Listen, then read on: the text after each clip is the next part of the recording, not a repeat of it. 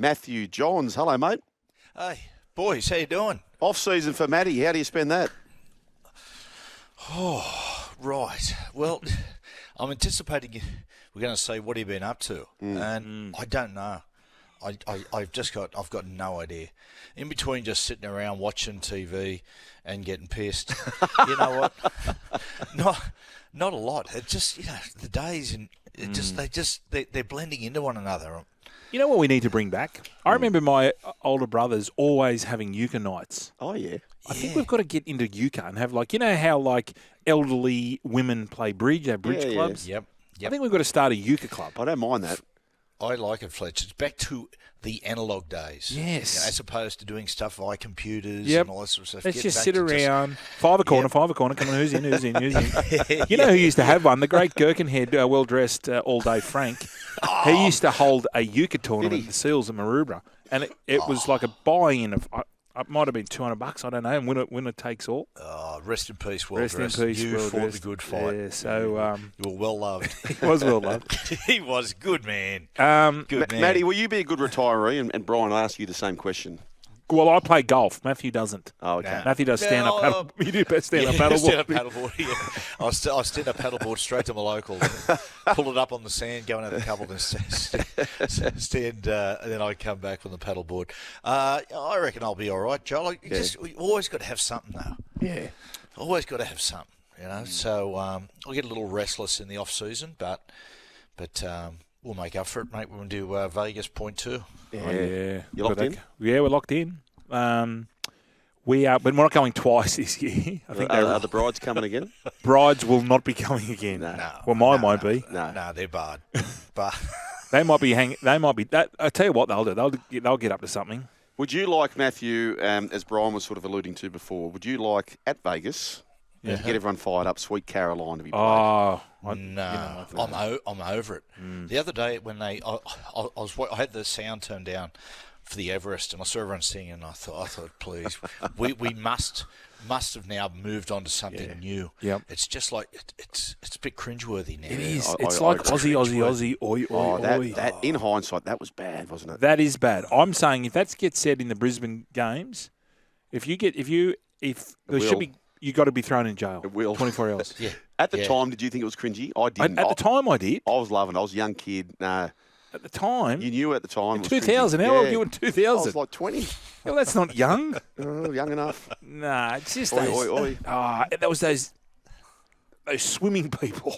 Mate, you know what it'd be, Fletch? I remember I was over at Germany for the Soccer World Cup, and you'd hear the Aussies before you saw them. You hear this, Aussie, Aussie, Aussie, oi, oi, oi. And I'd go, oh, shit, spin on our hill. We've got to find another watering hole. All right, Matthew, if no Sweet Caroline, what's your suggestion? Oh, mate, on point, Champagne Supernova. Oh, here we go, tourist.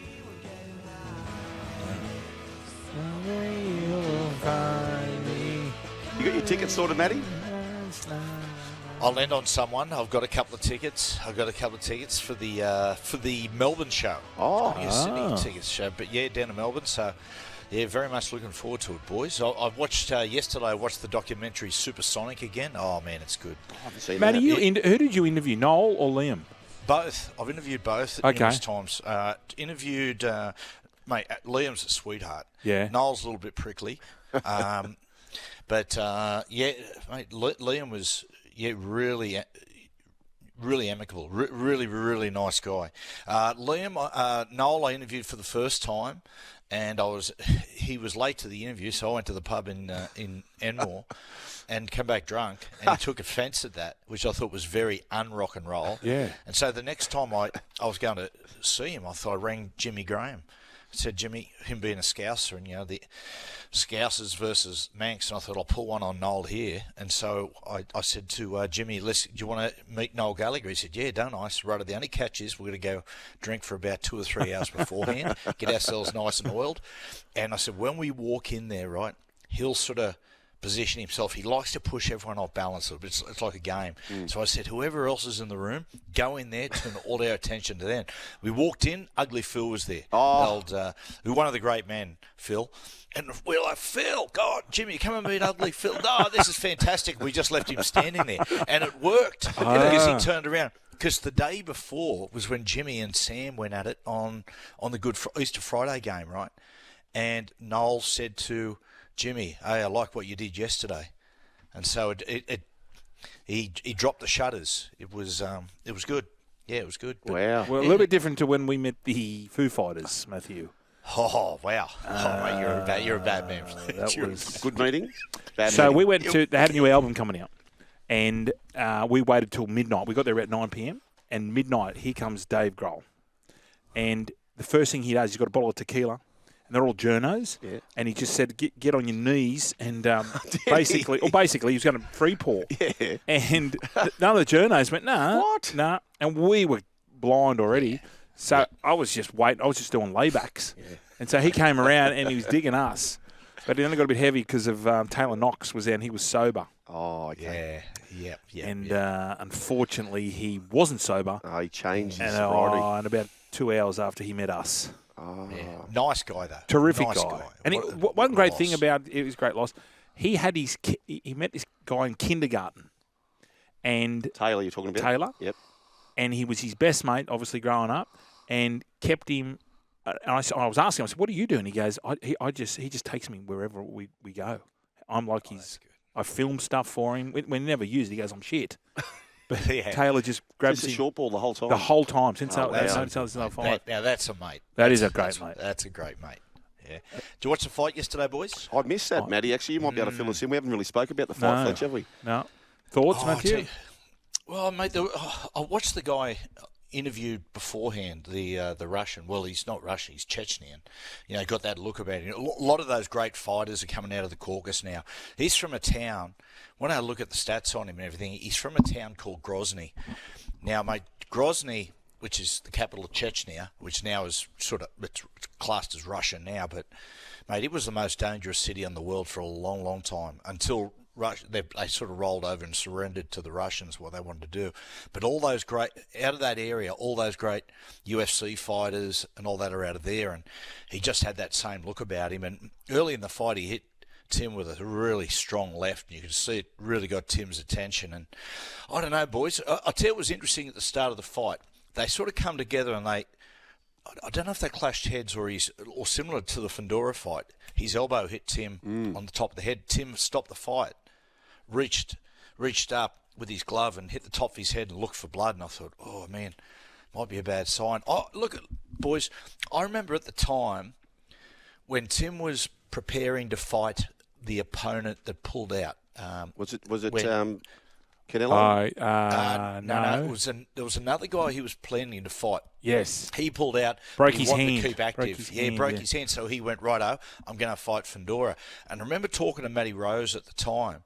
I said, mate, what's the go with this Fundora? And he goes, Matty, I don't need to fight him. He's just Tim will fight anyone. He said he's been preparing to fight a guy who's 5'8". This guy's 6'6". And I just reckon, boys, like looking back now, Tim will probably view that as a mistake, albeit I reckon he would have won without the blood in the eyes and everything. But I don't know, it just looked like Tim, that loss to Fundora just took a fair bit out of his invincibility. You see that with boxers. But yeah, the other guy that made the Chechen, mate, he was strong, really, really strong. When he hit Tim, geez, he hit him. So what happens now, Matthew? He's obviously his ranking drops. Is it because there was talk he was going to fight? It was Uma. Uma Thurman. Keith Thurman. That's right. That's who it was. He was going to fight him. Yeah. What happens now? Because there was talk he wanted to fight Charlo and he wanted to fight, Canelo, which maybe that was just. He had a wish list. He was going to go. There was Canelo, Terence Crawford, and Errol Spence, and they were saying in the States if he'd have rolled through this guy, then there was a very, very strong chance he was going to fight Canelo next, which would have been the biggest fight in Australian history. But yeah, I mean that was the bridge. He had to get past. Yeah, that was the bridge to get to the really big, the multi-million-dollar fights. But yeah, he just fell short. The other bloke's undefeated.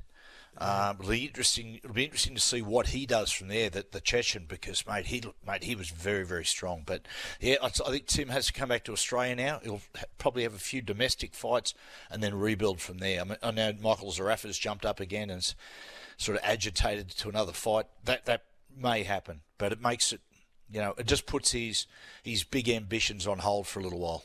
I was going to ask you exactly that, Brian. Like the sliding doors of that. If that Thurman makes it to the ring and he gets the cash, everything's different. What's Thurman doing now, Matthew? Where's he ranked? Don't know, Fletch. I'm not sure where he's sitting at the moment. I think he was planning for another fight and he pulled out of that as well. Got hand problems, or I'm not sure. But you're right, Joel. What a difference that has made. Just sent him on a completely different path. The whole thing, I mean, the elbow on top of the head when he fought Fundora, how that just completely, really dictated the terms of the fight, and this one, it was a very, very tough night for him. Now, Matthew, I've got a text here from a beast. It says, "G'day, Matty. I've heard so many great things about you, one being you're a historian. Do you know anything about the Welsh taking on the Portuguese? Sorry to be off topic, beast." No, it was the Welsh taking on the Spaniards. Spaniards. Spanish Civil War. Yeah, look, Beast. I'm more than happy. I'll write down my address. Feel free. I'll give it to Brian. Pass on my details. Please come over and I'll give you a bit of a history lesson on. You'll be blown away. All right. Okay. Well, there you go, Beast. All right, Matthew. Who was your favourite Chinaman bowler? Because we're talking about how you love your love of cricket, especially because. The Sheffield Shield's on. I know we pulled you away from the TV. Yeah, you have. Mate, well, I tell you who I used to love watching bowl. Michael Bevan. Yes. Mate, he used to, the left-arm Chinamans he used to throw in, mate, they were epic. Yeah. Well, you've got that theory. You should see Matty bowl. Matty says, when you're bowling right in, it's all about your foot. Foot placement. Oh, is it now? Yeah, I was told by, who told me? Skull. Don't know if it was Skull or it might have been back in the day the great Dutchie Holland. Oh, Bobby Holland. Newcastle. Yeah, I knew Dutchie, and it's all foot placement for a leg spinner. So left foot for the leg to put the leg sideways when you land. Sideways, the leg spinner. And his thing was you put the foot straight, which means your wrist will stay over the ball longer, and it'll turn into a wrongin or a top spinner. Now, Matthew, free. Before you go... There was a cricket clinic recently overseas. Yes. And Dale Steyn just turned up. And the guy had no idea how he was. And he's trying to teach Dale Steyn how to White bowl. Lightning. Yeah. Matthew, I don't know if you... I lost all respect for Dale Steyn when he put himself in that Adam Sandler movie, that turd blended. Right. What a turd of a movie. I know we've got to go, but Matthew, I don't know if you heard this audio about the great Donald Trump. Obviously, it's all about the election, and this is what he came up with. But Arnold Palmer was all man, and I say that in all due respect to women, and I love women. But this is a guy that was all man. This man was strong and tough. And I refuse to say it, but when he took showers with the other pros, they came out of there, they said, "Oh my God. That's unbelievable." Mate, he was serving at McDonald's. Oh, he's doing the drive-thru. He goes, "Hello, this is for you. This is from Mr. Trump." And he's the favourite. He's the favourite to win. Massive odds on. Oh, mate. I don't understand Americans. I do not understand Americans. Anyway. Oh, mate. Every time, I know. It's growing up. It was the land of opportunity, the land of the free, and you just went, everything's possible there. Now you look at it and go, oh, Jesus. Yeah, it was cheap Reeboks. You used to get the black tops, the high tops, pump Reeboks. I'd love to see you in them. Did you ever go through that phase? They were black ones. You'd get to the, and used to dance like Bruce Springsteen. Brian, we've got to dance off here. Sorry. We've got a shower waiting for Arnold Palmer. Hey, Matty, thank you very much, mate. We appreciate it in your off-season. Good on you, boys. See you, Matthew.